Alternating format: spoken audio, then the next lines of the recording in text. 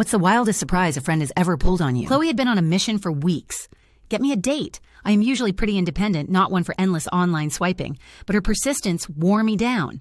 Just one, Jess, she had pleaded. I have someone perfect for you. He's totally your type, but also completely different from anyone you have ever dated. Trust me. I rolled my eyes, but the idea of a pre-vetted human being was mildly appealing. We set a time and place, a trendy new bistro downtown. I was to look for a guy with dark, slightly curly hair wearing a navy blazer named Mark. Not much to go on, but Chloe swore he was amazing. I showed up on time, a nervous flutter in my stomach. The bistro buzzed with Friday night chatter. I smoothed my dress, took a deep breath, and scanned the room for a navy blazer. Then he walked in, tall with that exactly described dark, slightly curly hair, and yes, a navy blazer. But my breath hitched for an entirely different reason. As he turned to scan the room, his eyes met mine, and recognition, stark and undeniable, flashed across his face. My heart did a bizarre little flip. It was Mark. Not just any Mark. It was Mark Henderson, Chloe's ex-fiancé, the Mark who had been a fixture in her life, and by extension mine, for 2 whole years before their dramatic split 6 months ago. His jaw dropped subtly. He started to walk toward me, a look of utter confusion mirroring my own. Jessica? He questioned, his voice a low rumble of surprise. Mark? I managed, my own voice barely a whisper.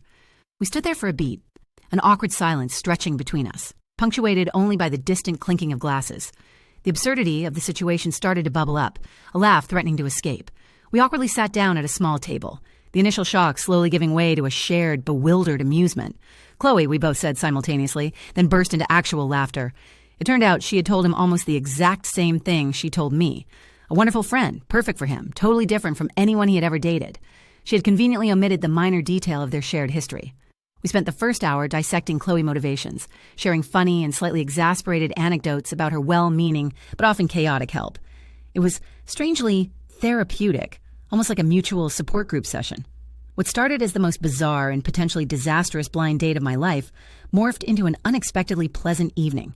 Mark was genuinely kind, funny, and surprisingly easy to talk to, even about the elephant in the room, our mutual connection to Chloe.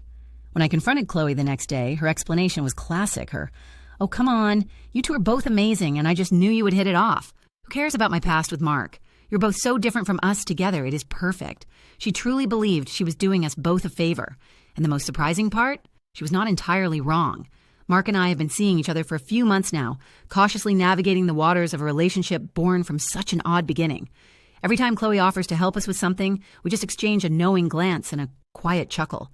It was a surprising twist, one I never saw coming, but sometimes the most unexpected paths lead to the best destinations.